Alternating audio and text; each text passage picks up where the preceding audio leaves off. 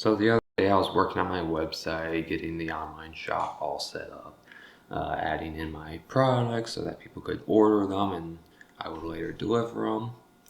But I kept running into this problem where no matter what I did, I could not add products in. Every time I did, it said out of stock, and I couldn't figure out why this was because they're made to order, so why being out of stock is an issue. And as I was working through the issue, I realized the reason I can't set up this online shop was because I deleted all my cookies.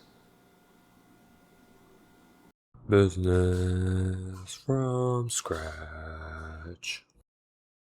Alright, welcome back to another episode of the series where I just walk through my experience of setting up a business from scratch and sharing it with all of you so you can know what to do, what not to do.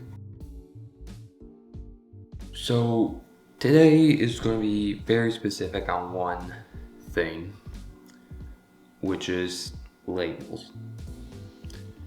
If you're pre-packaging your product, you're going to need a label.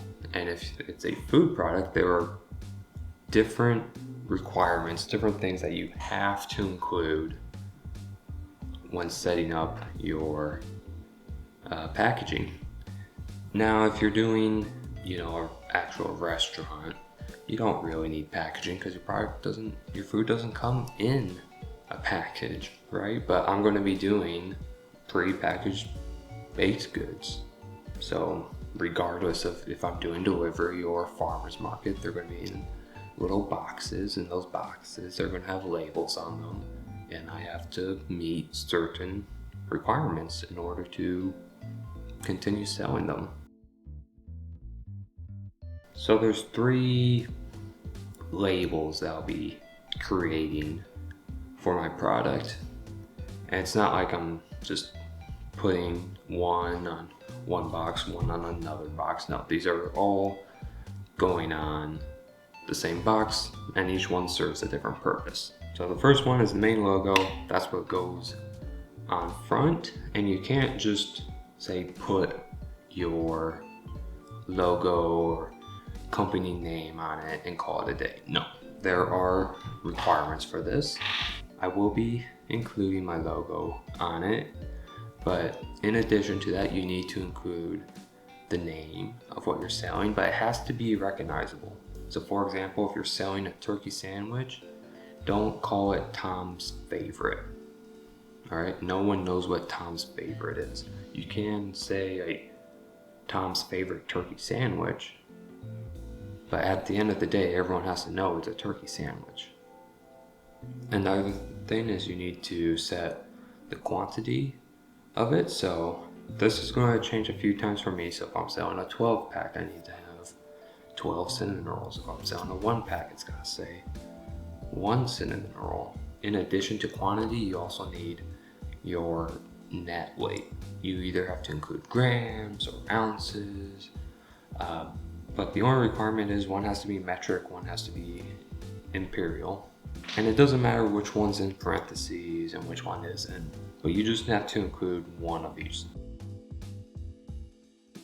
So the second one doesn't have any requirements, but I do highly recommend including it.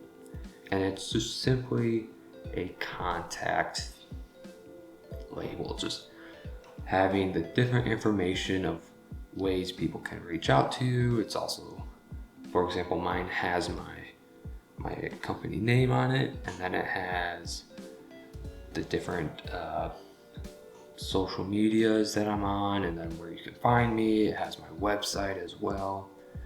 So just something so that if someone sees your packaging, they can find out who you are and where they can find you, because that's how you sell more. Alright, so the third label is your nutritional information. A few different sections within this, so I'm going to go through each one step by step and also provide some tips on how to best find and put together the information you need. So the first one is all the nutritional facts. So you might be thinking, okay, my thing is homemade. Where do I use a family recipe. How do I calculate the nutritional facts?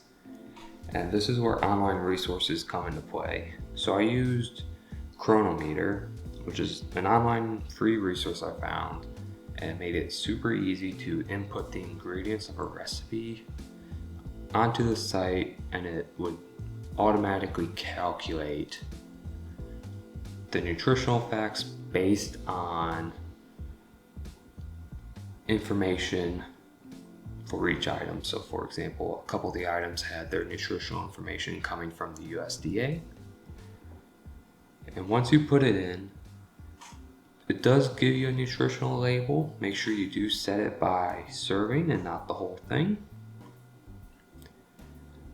However, I would not recommend using that label in Chronometer to put on your packaging. You want something that looks a bit more official, and I found a free nutritional label maker that's just called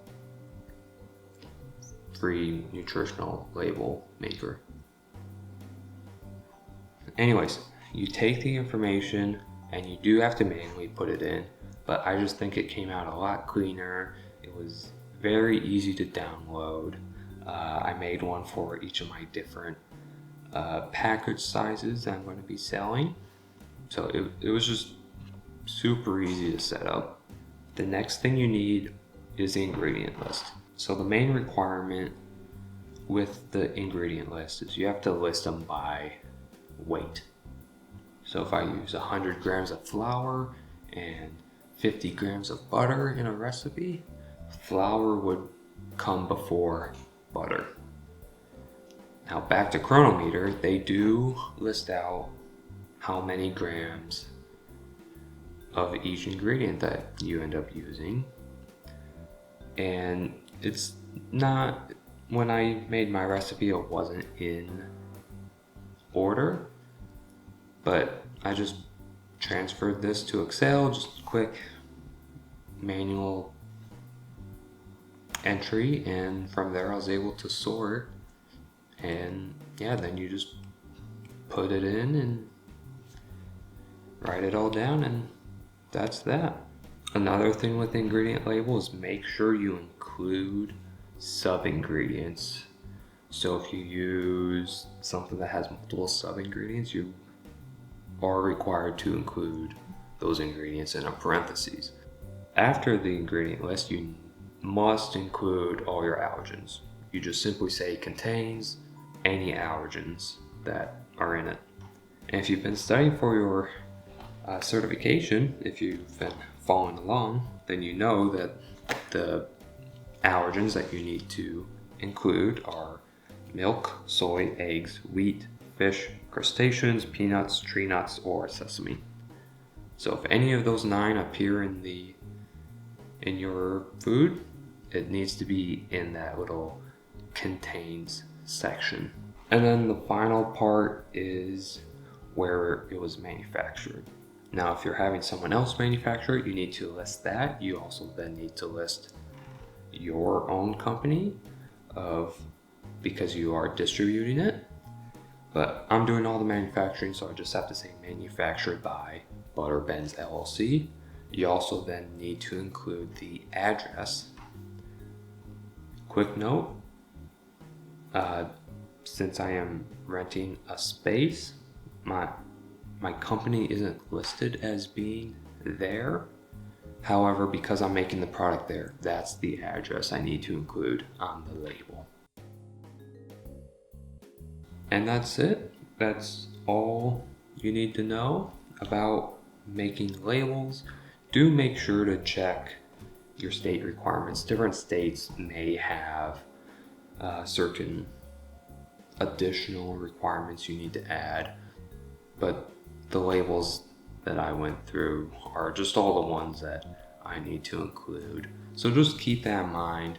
But that's everything you need to know about making a food label. Anyways, that is the end of this video. I hope you enjoyed, and I'll see you in the next one.